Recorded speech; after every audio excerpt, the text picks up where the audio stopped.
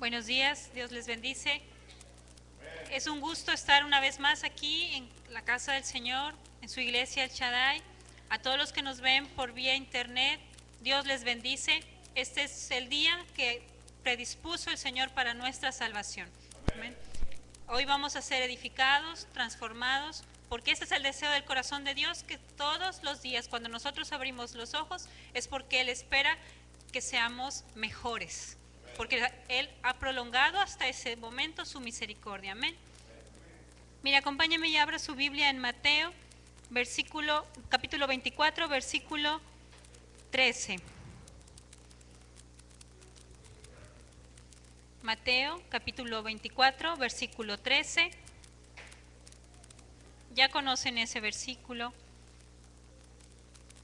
Amén.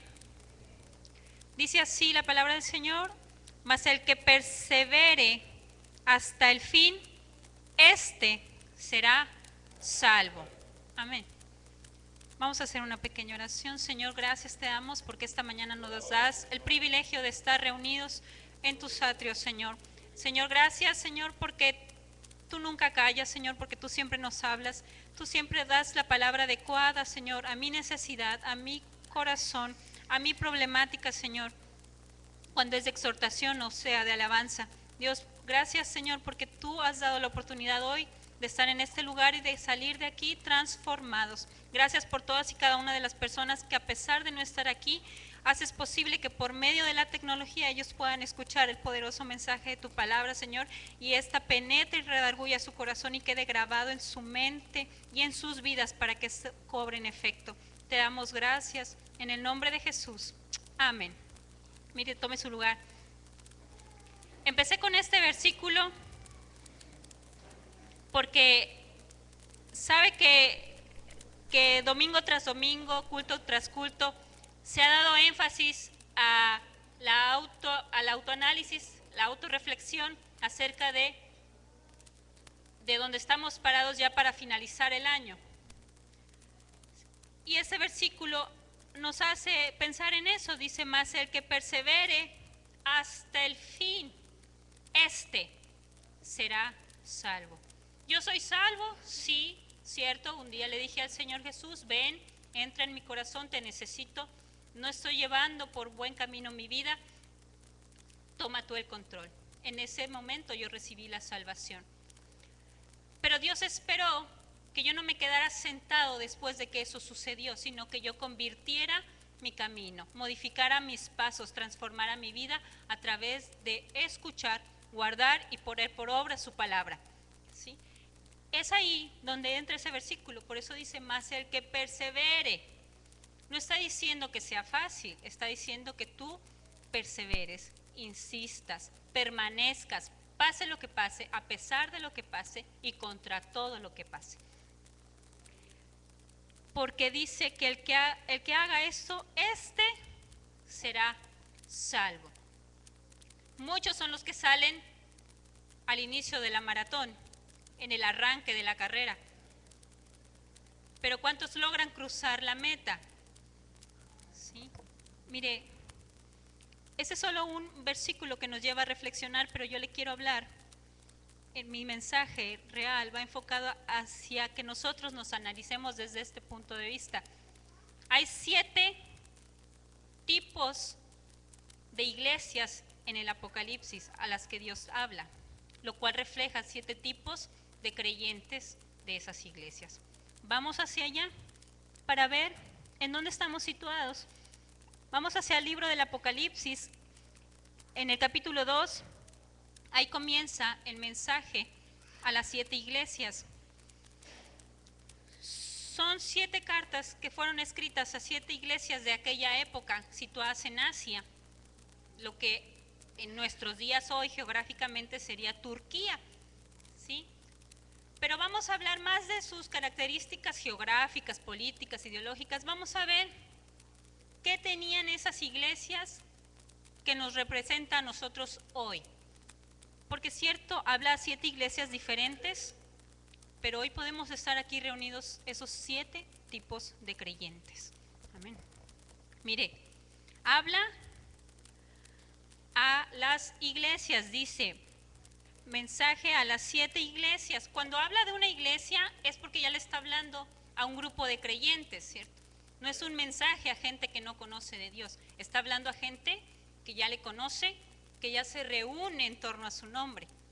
A esa gente, como usted y como yo, que estamos reunidos hoy, va dirigido este mensaje. ¿Qué tienen en común las 7 cartas a las iglesias? Mire, primero le voy a decir, el mensaje a las 7 iglesias está en el capítulo 2 y el capítulo 3. Es Éfeso, Esmirna, Pérgamo, Tiatira, Sardis, Filadelfia y la Odisea. Son 7. Cuando hacemos un estudio de estas 7 cartas, vamos a ver que tienen rasgos en común. Primero, el Señor se dirige a cada iglesia personalmente y se identifica. Dice, en el capítulo 2, versículo 1, dice, escribe al ángel de la iglesia en Éfeso, el que tiene las 7 estrellas en su diestra, el que anda en medio de los 7 candeleros de oro, dice esto. Habla de Dios. Jesucristo habla a sus iglesias, Dios habla así, por eso dice esto. No les voy a leer todos porque quiero que estudiemos poco a poco cómo somos. Pero todas las cartas a las iglesias comienza presentándose el Señor. ¿Sí? Dice el primero y el postrero, el que estuvo muerto y vivió, dice esto. Eso le dice a Esmirna. Y así con las 7 iglesias. Después dice, define lo que sabe de cada iglesia en cuestión en cuanto a su fe y su conducta. Aquí vamos a la parte, ya vamos a ver una parte importante. En las 7 iglesias, cuando ustedes lo lean en su casa, ojalá lo lean porque es interesante, en todas las 7 cartas dice, yo conozco tus obras. A las 7 iglesias les dice, yo conozco tus obras. Usted y yo sabemos que Dios nos ve, amén. Entonces, ellos eran creyentes también, sabían que Dios es omnipresente, que Dios los ve. ¿Y por qué comienza diciéndole, yo conozco tus obras? Porque aunque yo lo sé, no vivo de esa forma, ¿cierto? Porque es necesario que Dios me diga, yo conozco tus obras, cuando estás aquí y cuando estás fuera, cuando nadie te ve, cuando nadie te puede sancionar, yo conozco tus obras. Nada hay oculto. Marcos 4:22 dice, porque no hay nada oculto que no haya de ser manifestado, ni escondido que no haya de salir a la luz. Aunque yo tenga apariencia de cristiano, aunque yo me comporte como cristiano, y aunque yo venga y no falte, Dios conoce mis obras, me dice. Yo sé lo que eres en realidad. Y así le dice a las 7 iglesias, si nosotros tuviéramos conciencia, pusiéramos realmente relevancia en ese punto, nuestro comportamiento, nuestra conducta sería diferente. En la escuela, en el trabajo, en nuestra casa, en lo secreto.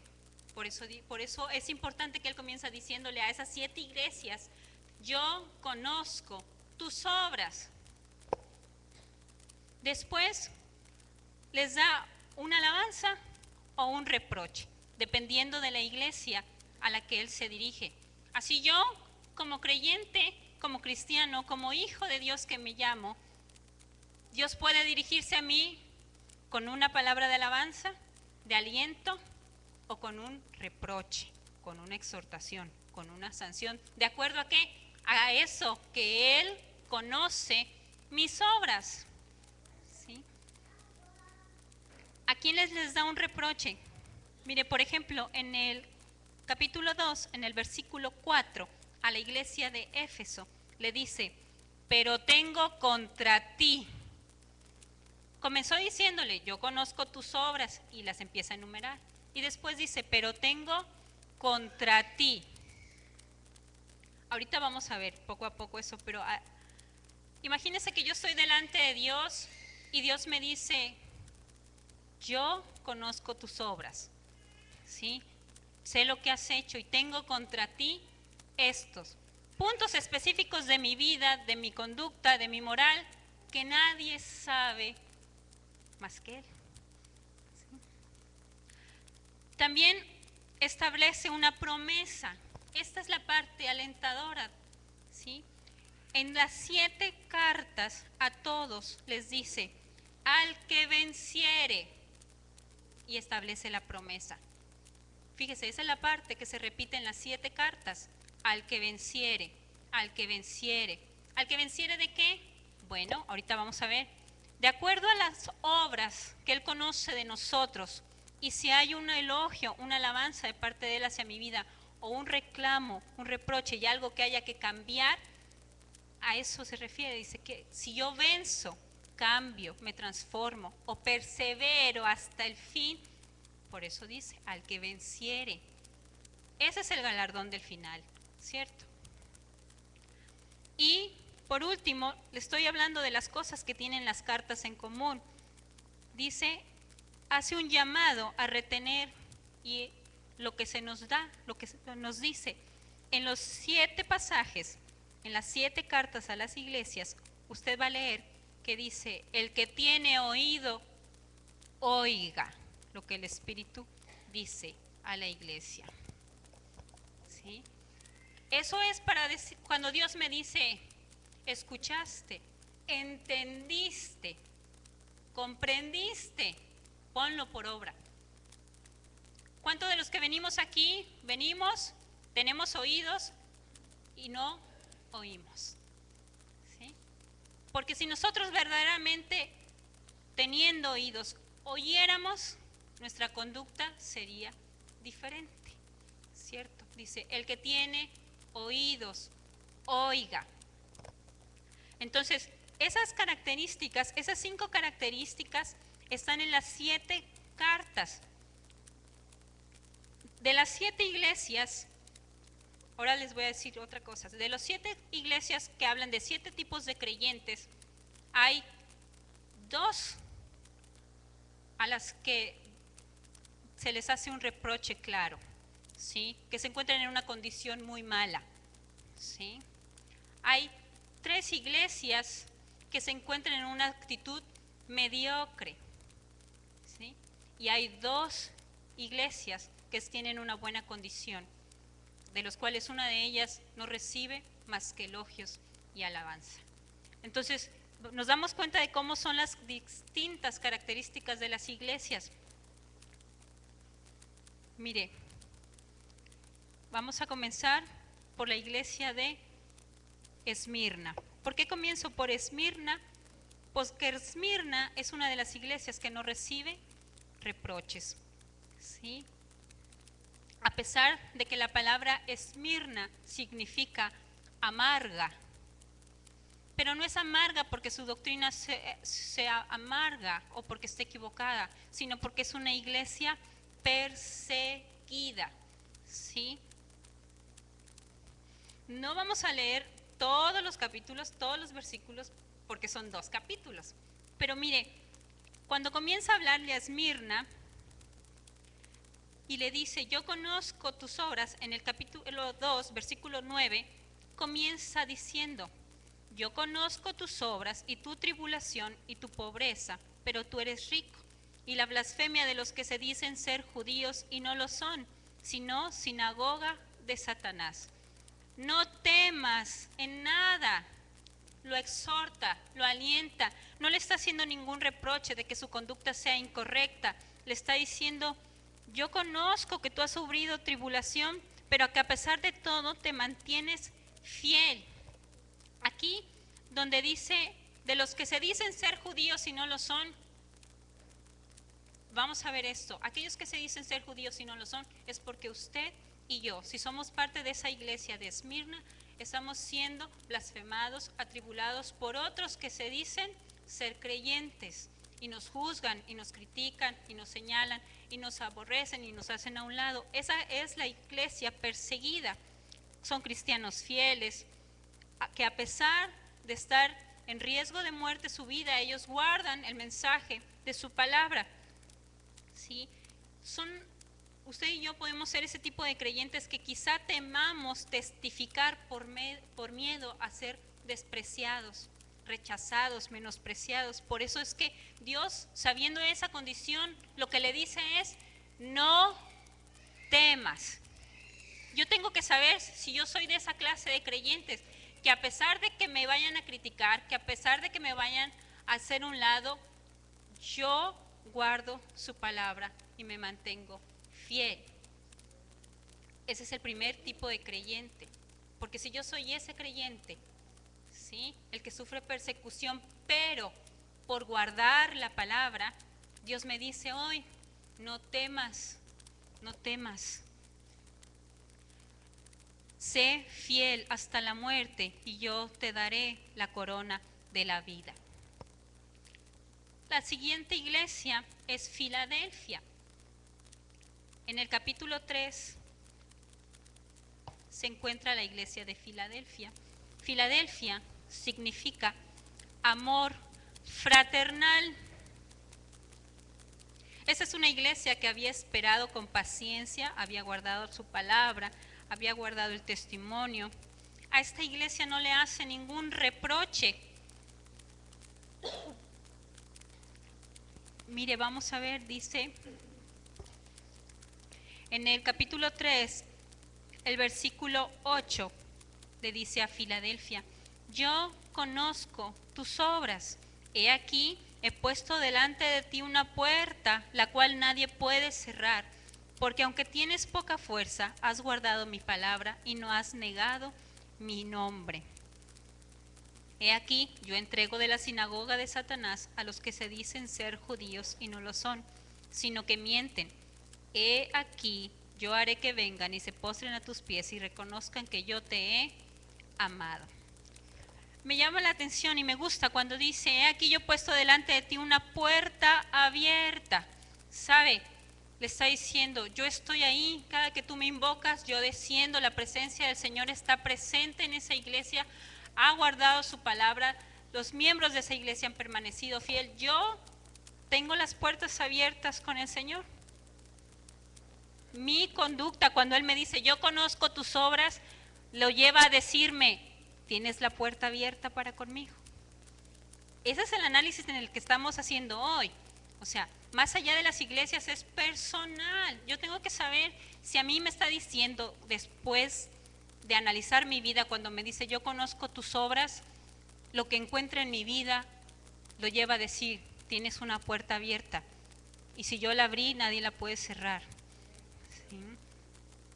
Dice, cuando dice, yo entrego a los que se dicen ser judíos y no lo son, y haré que reconozcan que yo te he amado, es cuando Él va a callar esas bocas de aquellos que fueron atribulados, ¿cierto?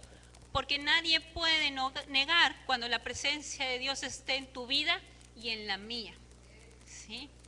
Eso tiene que ser evidente como esa puerta abierta que surge de eso, de que Él me diga, yo conozco tus obras. Dice en el versículo 11, el capítulo 3, versículo 11 del mensaje a Filadelfia, dice, he aquí yo vengo pronto, retén lo que tienes para que ninguno tome tu corona. Esa es la exhortación que le hace a ese creyente fiel, a ese que permanece y guarda su palabra. Le dice, eso que tienes, reténlo, yo vengo pronto. No permitas que nadie se robe tu corona. Cuando Él le dice, no dejes que nadie se robe tu corona, es porque hay un galardón real, presente, destinado para ti y para mí, que hemos decidido guardar su palabra, ¿sí? Y permanecer fiel. Entonces está la promesa ahí. ¿Qué es lo único que tengo que hacer? Dice, retén lo que tienes. La sana doctrina, tu moral intacta, tu integridad, reténlo, no lo pierdas. ¿Estamos nosotros en esta buena condición delante de Dios como individuos, como iglesia? Cada uno de nosotros forma esta iglesia, ¿cierto? Dios puede decir que esta iglesia, el Shaddai, tiene las puertas abiertas y que lo que aquí se predica, lo que aquí se enseña, nos lleva a decir, esa gente que ha hablado de ti pronto tendrá que aceptar que yo estoy con ustedes, ¿sí? Porque es evidente. Solamente no pelees, no batalles, concrétate a retener lo que tienes, porque es de mi parte. Amén. Entonces, fíjense, yo tengo que estar preocupado, interesado por ser ese creyente de esa iglesia, como la de Filadelfia, porque significa amor fraternal, significa también ciudad de Dios. Tan solo con el puro significado yo sé que esa es la condición correcta en la que yo debo de estar. Pero puede ser que también sea como esas iglesias en las que Dios tiene algún reproche. Yo puedo ser de esos creyentes de los que Dios tiene algo que llamarme la atención. Pérgamo. Vamos al mensaje a Pérgamo en el capítulo 2, Apocalipsis 2.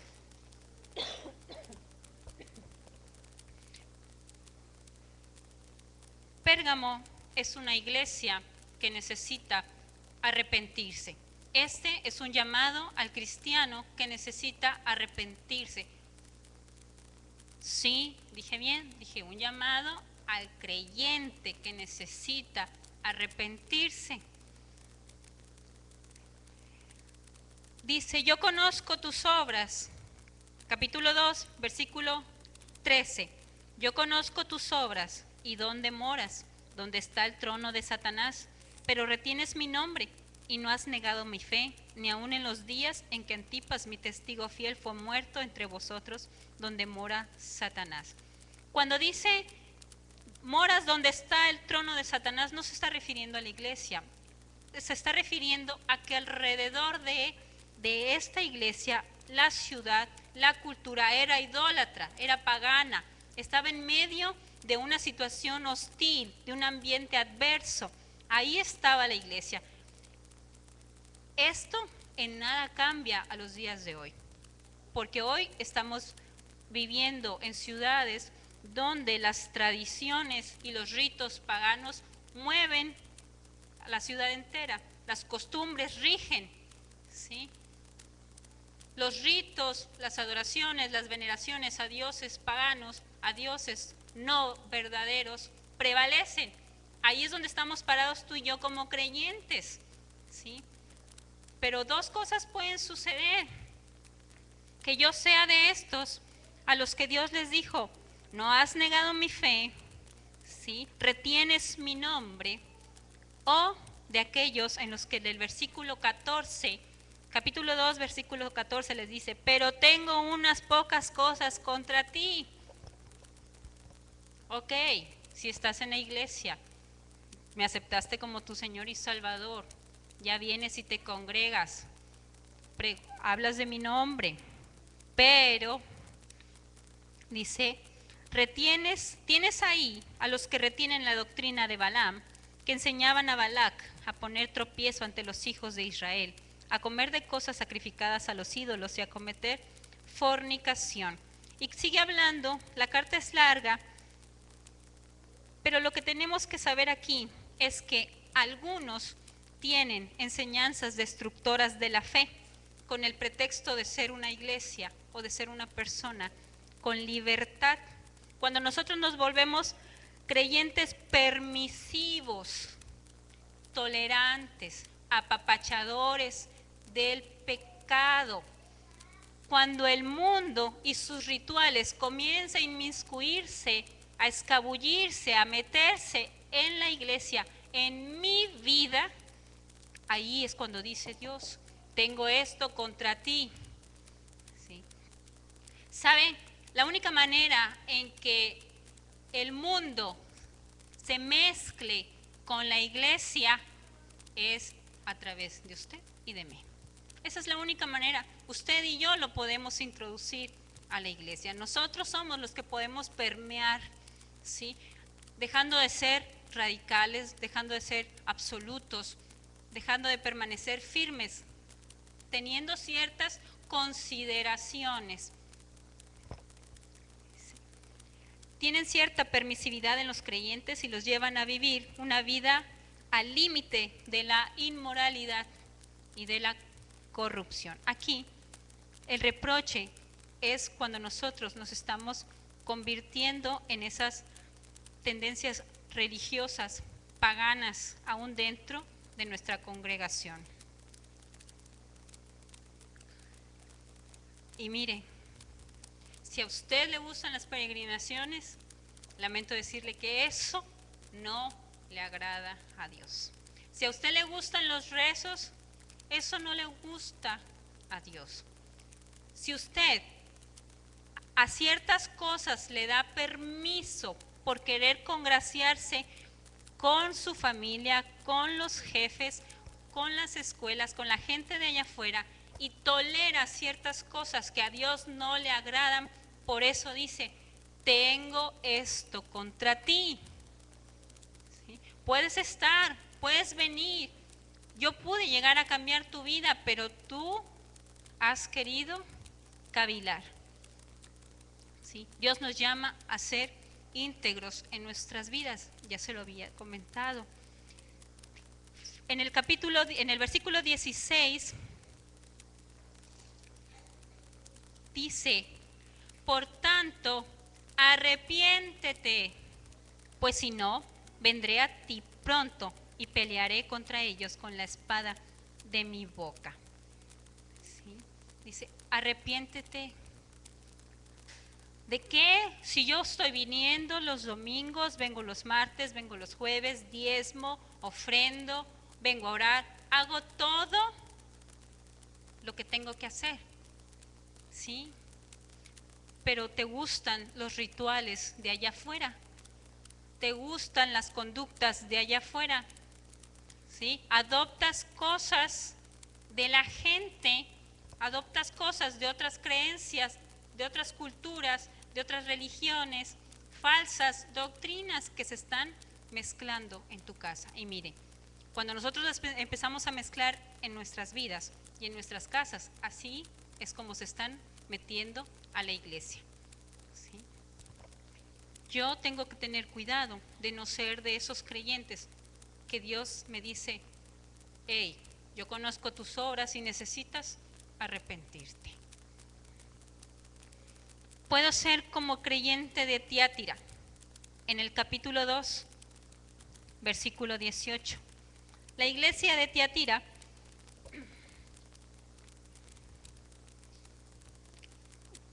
(2, 18). Mire, 2:19 dice, yo conozco tus obras. Vea, qué interesante está aquí. En el capítulo 2, versículo 19 dice, yo conozco tus obras y amor y fe y servicio y tu paciencia y que tus obras postreras son más que las primeras. ¿Cierto? Esa es una iglesia que cumple con todos los requisitos. Usted hace misericordia, ayuda al huérfano, a la viuda, viene, ofrenda, diezma, se congrega para orar, viene a la enseñanza, tiene amor, tiene fe, incluso dice que sus obras postreras son más que las primeras, está creciendo, es evidente que es una obra, una iglesia que crece. ¿Qué estaría mal? ¿Qué está mal ahí? En apariencia, todo está siendo para bien. 20, versículo 20, pero tengo unas pocas cosas contra ti, que toleras que esa mujer Jezabel, que se dice profetiza, enseñe y seduzca a mis siervos a fornicar y a comer cosas sacrificadas a los ídolos. Vamos a ponerlo así. Dice, Jezabel lo habla como la representación del engaño, un espíritu de mentira, un espíritu de engaño, de inmoralidad, que se puede escabullir primero en tu vida, en mi vida y luego en la iglesia, se permea, se mete. Pero ¿por qué es importante que yo lea a conciencia este versículo? Porque dice que toleras, lo estás viendo, te estás dando cuenta de lo que sucede y callas, lo permites. ¿Le quiere que le dé un ejemplo? Bueno, Aquí pueden venir y diezmar y ofrendar, y ese es un dinero común que llega a la iglesia y tiene propósitos santos. Pero si el siervo de Dios, si el ministro de Dios, si usted sabe que hay una persona, hombre, mujer, que tiene negocios ilícitos y comete un fraude y quiere venir a diezmar de ese dinero, eso es tolerar, callar. Aquí puede venir alguien, un hombre y una mujer, como pareja de esposos y no lo son, ¿sí? Ella no es su esposa, él tiene su esposa y esa es otra mujer. Pero como tiene una buena posición económica, como viene y se congrega, todos callan. Nadie reprende el pecado. Eso es tolerar a esa mujer. A eso se refiere, cuando usted tolera. Entonces, yo tengo que saber que cuando yo cometa un acto inmoral, cuando yo cometa un error, Dios ha puesto aquí siervos que me van a llamar la atención, ¿sí? ¿Por qué? Porque ellos están tratando de no caer en esta parte. Ellos tienen que reprender, ellos tienen que llamar la atención. Usted y yo tenemos que cuidar de no ser esos a los que Dios reprenda, ¿cierto? Eso es cristianos mezclados moral y espiritualmente con el mundo. ¿Se parece lo que acababa yo de decir anteriormente con esta iglesia? Hay una diferencia. La diferencia es que en esta característica de la iglesia Tiatira es que el pecado se está permitiendo. Cuando la señorita o el joven tienen relaciones sexuales y son solteros, nadie se ha casado y nadie lo reprende, eso es tolerar lo que Dios ha llamado que está mal. ¿Sí? Con la excusa de ser más abiertos, se apegan a tradiciones. ¿Sí? Si usted piensa que comerse los tamales del Día de Muertos no tiene nada de malo porque una cosa es cultura y la otra es Dios, déjeme decirle que le van a decir como dice aquí, pero tengo esto contra ti. ¿Sí? Que toleras. Mire, a lo mejor usted puede estar diciendo que exagero, pero ¿sabe por qué no? Porque una cosa lleva a la otra. Quien tolera lo pequeño, poco a poco abre las puertas a tolerar más y más y más, hasta que ese espíritu, hasta que esa inmoralidad, hasta que ese pecado se apodera de una congregación. Aquí le estaba hablando a una iglesia, no se le olvide, a todo un grupo de creyentes, ¿sí? Cuando el llamado es personal, hoy, a que analicemos mi vida, yo tengo que saber si yo estoy siendo permisivo con lo que Dios sanciona. Si yo me doy ciertos privilegios o concesiones porque pienso que en todo lo demás cumplo, Dios me dice, no, tengo esto contra ti. ¿Sí? Dice en el versículo 25, capítulo 2, versículo 25, si tú eres de esos que no se ha dejado contaminar, que le llamas a lo malo malo y a lo bueno bueno, a pesar de lo que sea, les dice, lo que tienes, reténlo hasta que yo venga. Entonces, ¿está malo ser radical? No, está diciendo, eso que tienes, guárdalo hasta que yo venga. ¿Por qué? Porque va a llegar un momento en que todo esté tan mezclado que se necesitará de aquellos que se levanten bandera con la luz de la verdad. Yo soy de la levadura dentro de la iglesia. Está duro, ¿va? Pero pocas veces yo puedo considerar que yo soy de los que estén echando a perder a los demás, con un mal consejo, con las invitaciones incorrectas, con desacreditar la palabra del siervo. Porque sabe que el espíritu de Jezabel también se refiere a eso, a no obedecer las autoridades impuestas y establecidas por Dios. ¿Sí? Eso es ir con ese espíritu. La iglesia de Sardis. Mire, ya vamos por la quinta iglesia. Yo quiero ser de las dos primeras, a las que Dios no les hizo ningún reproche, sino que exhortó a permanecer como se encontraban. Pero aún si yo soy como estas iglesias que estamos hablando ahorita, si yo soy de esos creyentes que ha permitido ciertas cosas, Dios todavía me dice, hay oportunidad para ti, yo tengo un galardón, arrepiéntete y vuelve. Sardis es una iglesia que se ha quedado dormida. Mire, capítulo 3, versículo 1, dice, yo conozco tus obras, que tienes nombre de que vives y estás muerto. A mí no me gusta eso, ¿sabe? Que cuando estaba estudiando todas las iglesias, esa frase es difícil. Si a ti te dicen, pues tú tienes nombre de vivo, pero estás muerto. Tienes apariencia, tienes nombre de cristiano, pero estás muerto para conmigo. Tu relación conmigo está muerta. No existe tal. ¿Sí? Difícil, sí, porque volvemos, no quiero que se le olvide, le está hablando a una iglesia, a un grupo de creyentes que ya habían determinado, aceptado y conocido a Dios y que al escudriñar sus obras, al final les dice, estás muerto. ¿Sí? ¿Seremos una iglesia realmente viva? Mi relación con Dios hoy, ¿está viva? ¿O mis obras, mi conducta, mi moral, mi forma de fe y de vivir lo lleva a Dios a decirme después de analizarte, te digo que estás muerto? Yo no quiero saber, yo no quiero ser de esos.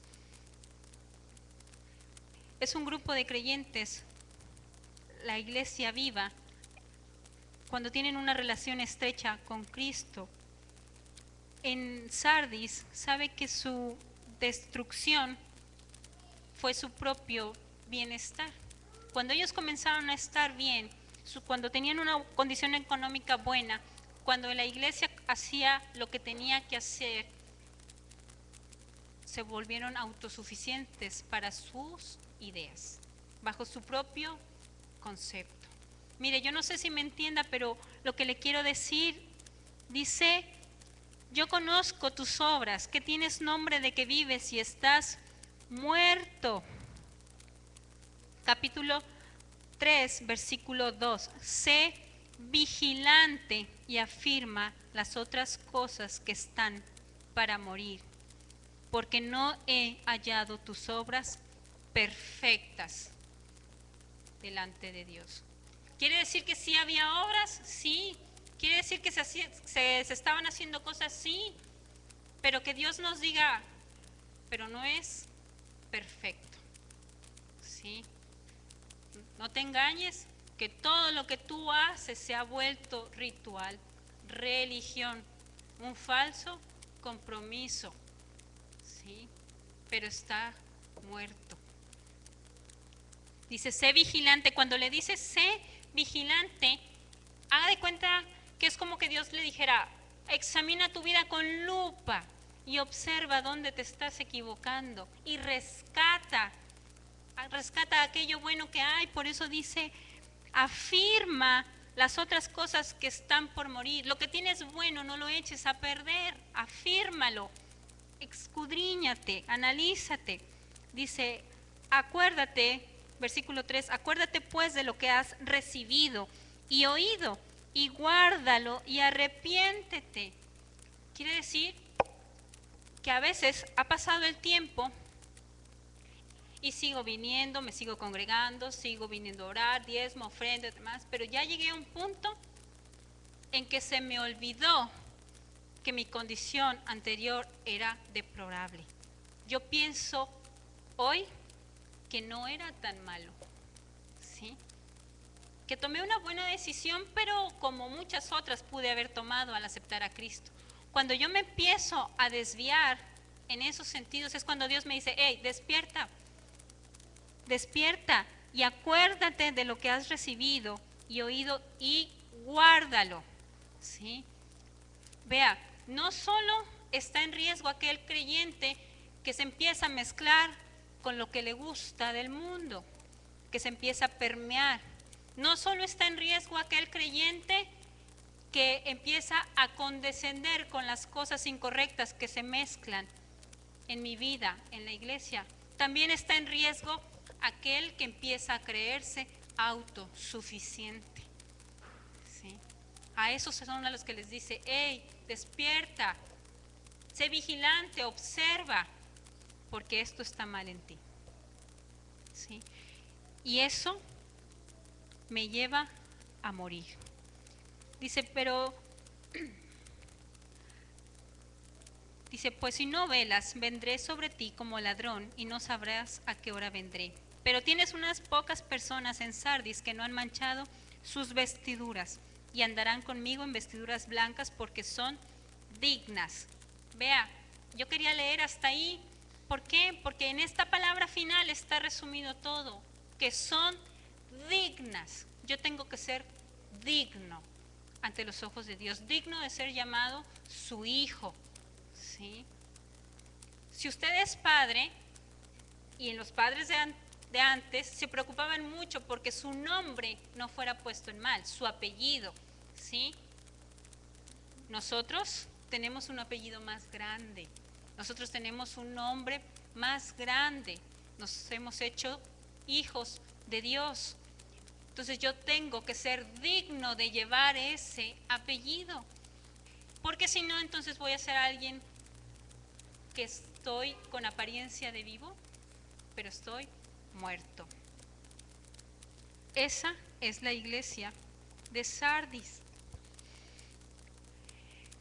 Ve, las dos últimas iglesias, ya le dije, Filadelfia y Esmirna, dos iglesias que a pesar de la persecución, ¿sí?, a pesar de las críticas, ellas guardaron la palabra. Dios les dijo, retén lo que tienes, estás bien, tienes buena doctrina, tienes buena enseñanza, vas bien, solamente persevera, permanece. Yo quiero ser como esos dos creyentes. Ya vimos las iglesias como Sardis, como Tiátira, como Pérgamo, donde el mundo se estaba apoderando del creyente, de la iglesia. Ahí es donde yo tengo que frenar, analizar mi vida y ver si soy 100% cristiano o todavía cavilo en darme permisos. ¿Sí?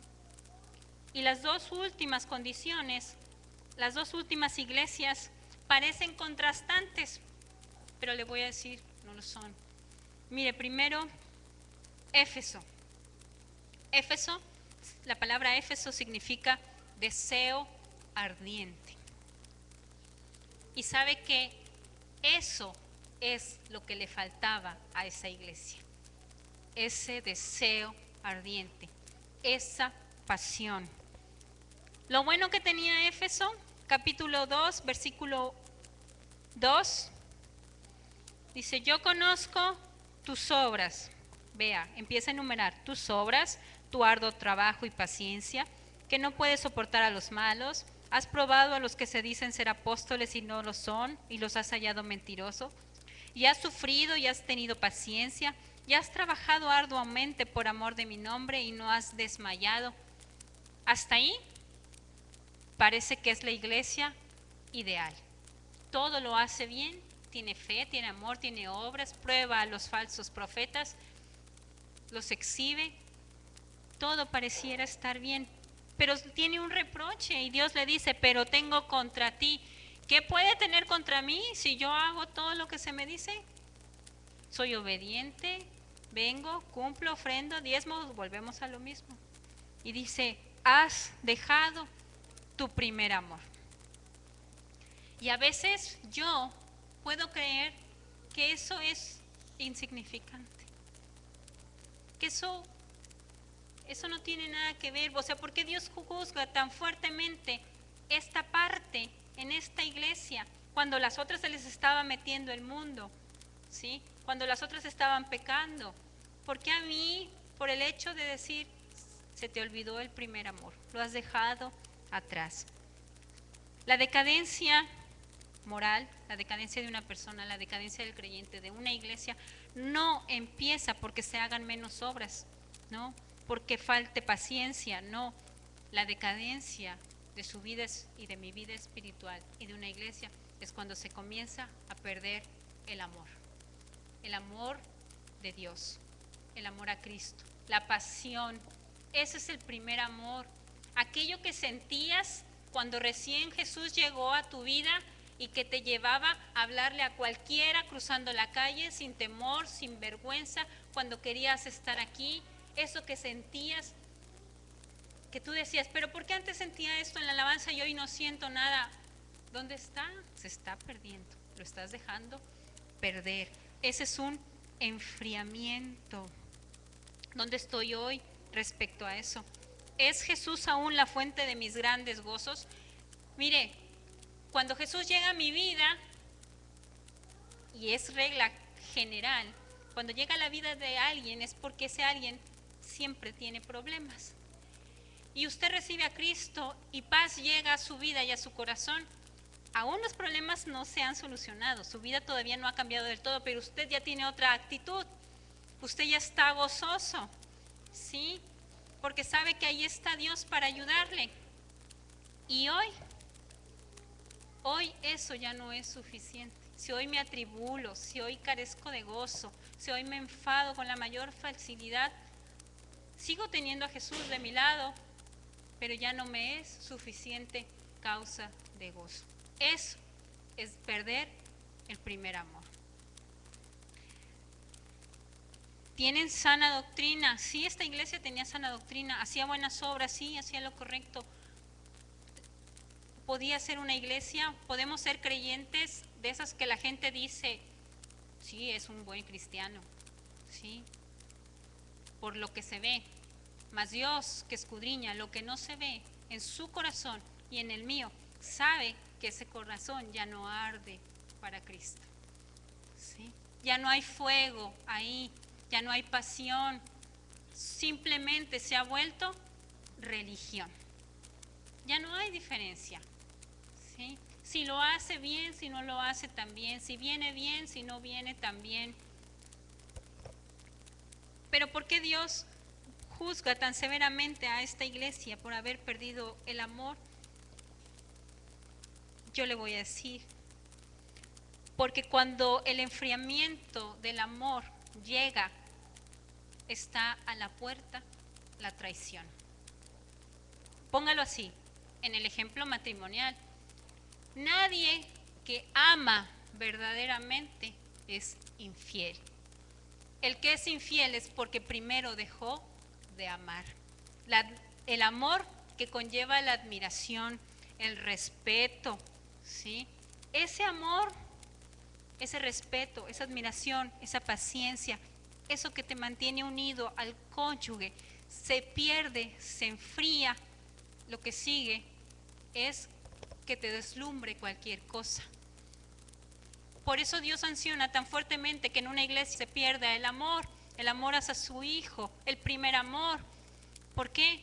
Porque esos cristianos que se están enfriando están a un paso de la traición, de cambiar a Dios por cualquier cosa que no lo es. Yo no sé si me doy a entender cuál es el peligro real que hay en que a alguien se le apague el fuego. Por eso, no en este, sino en muchos versículos más, dice, aviva el fuego, levántate, despiértate, ¿sí? No permites que tus ojos se cierren, o sea, no pierdas eso, porque si no, te vas a ir, te voy a perder.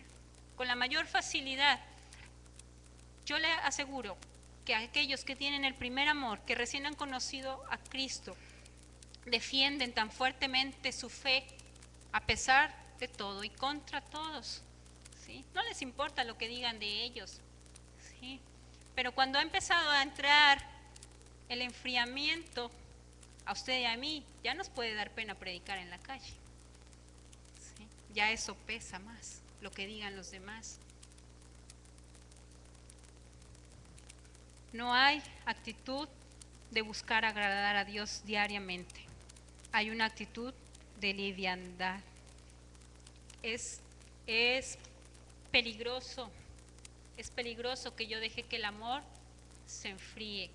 Yo puedo tener sana doctrina y no tener amor, ¿sabe? Puedo ser una iglesia que en apariencia gira perfectamente y las cosas se hacen bien y crece, ¿sí? Pero no hay amor. ¿Y dónde se nota? En que ya Cristo perdió el centro.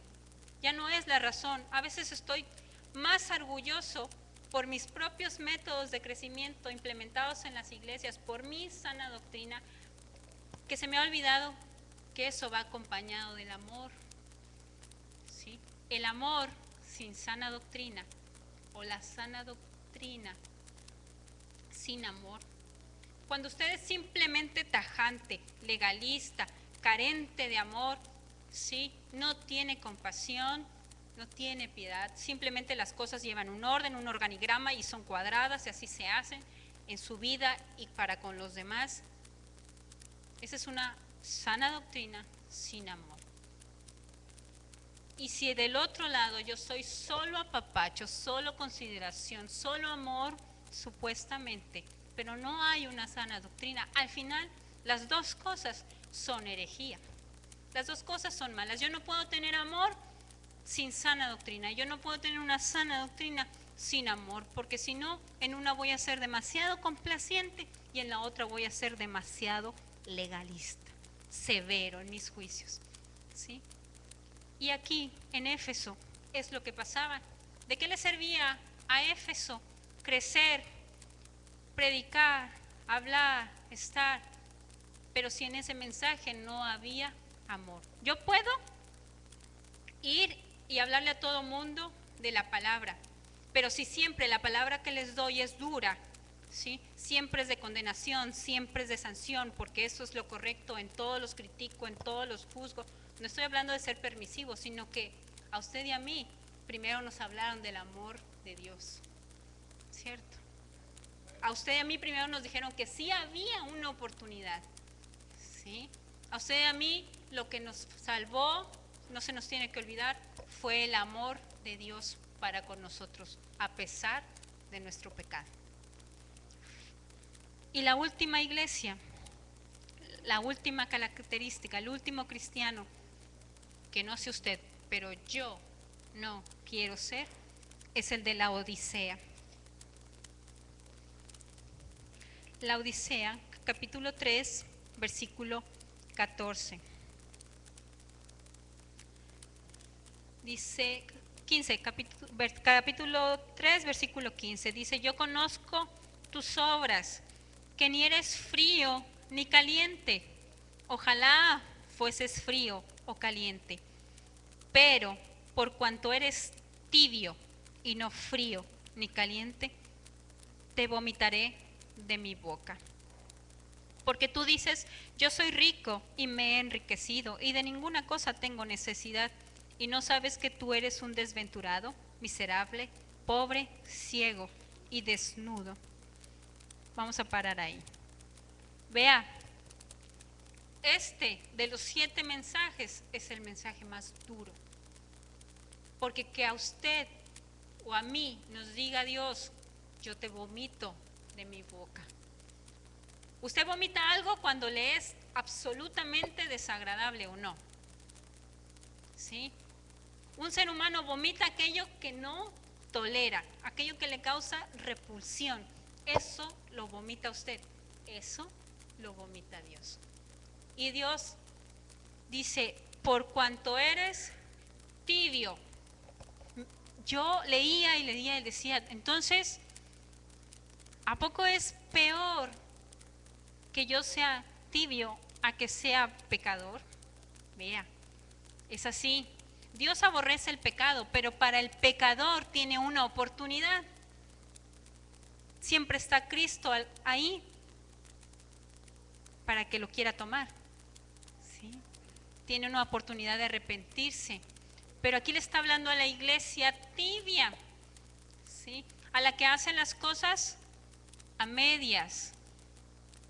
A Éfeso le dijo, te falta fuego, estás bien, te falta pasión, lo que haces está correcto, pero falto yo en el centro. Pero a esto les dijo, yo a ti te desprecio, te vomito, porque tú tanto juegas el papel de creyente detrás de las paredes del templo, como allá afuera eres perfectamente igual a los demás. No se distingue diferencia. Las alabanzas son solo de apariencia. Recibe enseñanza, pero es solo teoría. ¿Sí? Yo digo, no soy ateo, no me puedo considerar ateo porque ya se me habló de un Dios, ya lo conocí, ya lo experimenté, pero tampoco me puedo llamar hijo de Dios. Resulta difícil ponerme ese nombre porque no soy digno, porque mi conducta habla de lo contrario. Entonces, ¿en qué lugar me encuentro? Sí. Cuando usted tibia o cuando usted quiere agua tibia de la regadera, ¿qué hace? Le abre las dos llaves, ¿verdad? Las mezcla. Y entonces lo que Dios no tolera ahí es eso, la mezcla, que usted esté mezclado, revuelto. Una cosa es cuando les dije de que las costumbres paganas se metían en la iglesia, pero son identificables, sancionables y se cambian. Y otra cosa es que usted y yo conscientemente juguemos dos papeles, seamos dos caras, le demos gusto a la gente allá afuera y aquí nos comportemos como en apariencia debemos ser. Parece que no estamos en el mundo, pero lo miramos igual que la mujer de Lot. ¿Sabe que la mujer de Lot tenía su salvación segura?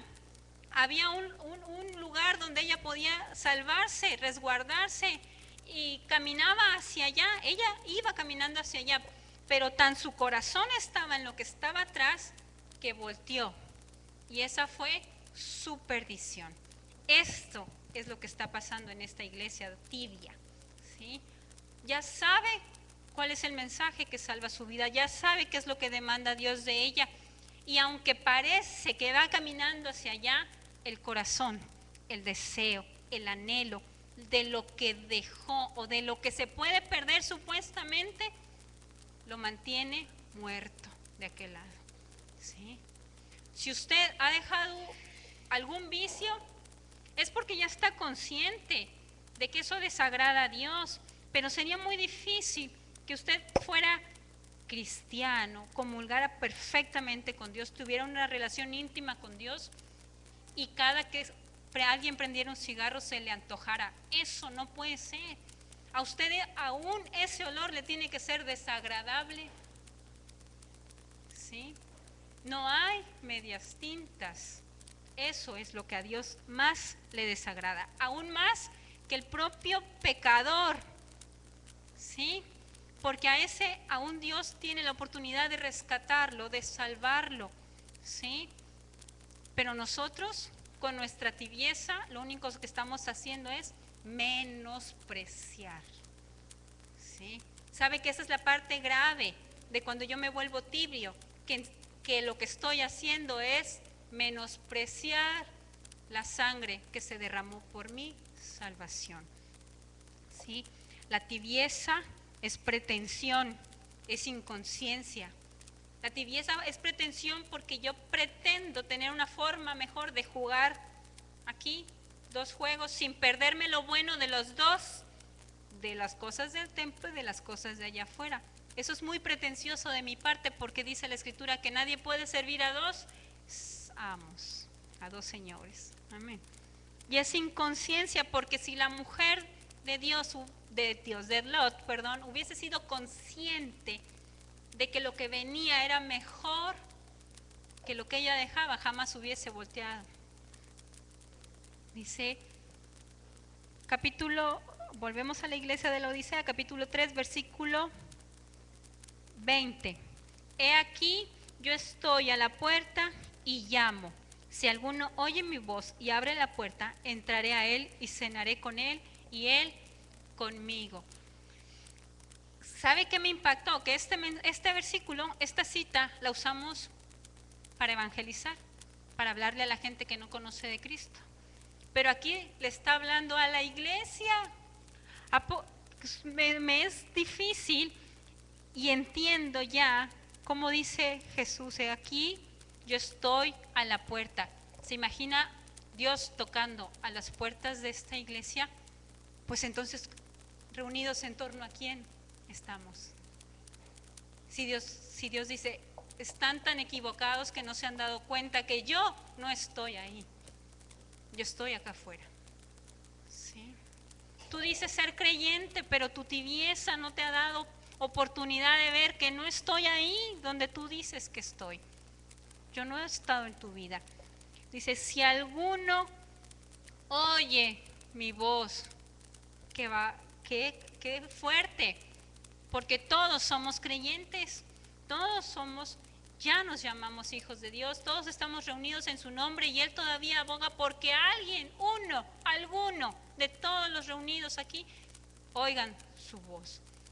Dice, entonces yo entraré a Él y cenaré con Él y Él conmigo. Tibieza, pretensión, inconsciencia. En el versículo 18, mire, dice, por tanto yo te aconsejo que de mí dice el Señor, toma de mí, compra de mí oro refinado en fuego, para que seas rico. El oro refinado en fuego es para que sea manifiesta la justicia de Dios, y habiendo justicia se acaba la tibieza, conoces el juicio. ¿Sí? Vestiduras blancas para vestirte y que no se descubra la vergüenza de tu desnudez. Con esas vestiduras blancas no hay pretensión, yo no puedo ser más de lo que soy, porque entonces Dios en un momento me muestra que estoy desnudo y me avergüenza con mi desnudez. Y estas vestiduras blancas son un buen testimonio. Y unge tus ojos con colirio para que veas. Dice, no seas inconsciente. A la mujer de Lot le faltaba eso, colirio en sus ojos, para tener discernimiento y darse cuenta que lo posterior iba a ser mejor. Yo hoy tengo que saber si me hace falta oro refinado, vestiduras blancas y colirio en los ojos. Cuando me hace falta eso, es porque entonces yo soy tibio, pretencioso e inconsciente. Pero aún ahí Dios le está dando la última oportunidad, porque le dice, te aconsejo que compres de mí. Te hace falta esto que yo te puedo dar todavía si lo quieres, pero deja de cavilar en dos pensamientos. Ojalá todos nosotros fuéramos como la iglesia de Filadelfia, a la que le dijo, yo conozco tus obras y lo único que necesitas es retener lo que tienes, ser valiente, no tener temor, y yo vengo pronto y traigo tu galardón. Pero si como quiera que sea, no soy ese creyente y soy este que está cavilando entre dos mundos, pretendiendo ser más inteligente que Dios, Dios tiene para mí el decirme, así como vas, yo te vomito de mi boca. Pero si tú por fin quieres volver en sí, aquí tengo para ti oro refinado y vestiduras blancas y colirio, para que entonces vuelvas a la vida. ¿Sí? Mire, son 7 iglesias, son 7 creyentes. Yo hoy, aunado a lo que el pastor decía, yo tengo que saber cómo quiero acabar el año, ¿sí? En mi misma mala condición, o consciente ya de donde estoy y perseverando. Este mensaje, ojalá quedara en nuestro corazón grabado, para que usted en su casa, como los versículos son largos, lea y analice las 7 iglesias, pero bajo esa perspectiva de que Dios no le habla a esa iglesia, de que Dios le está hablando a usted y a mí. Y que si dice, pero tengo contra ti, es porque sí lo puede decir, porque Él conoce mis obras. ¿Sí? Yo quiero ser como ese creyente al que solamente le dijo, retén lo que tienes. ¿Sí? ¿Usted quiere ser de esos creyentes? Bueno, entonces no cierre los ojos, únjalos con colirio y discierna y vea lo que Dios le quiere decir el día de hoy a través de su palabra.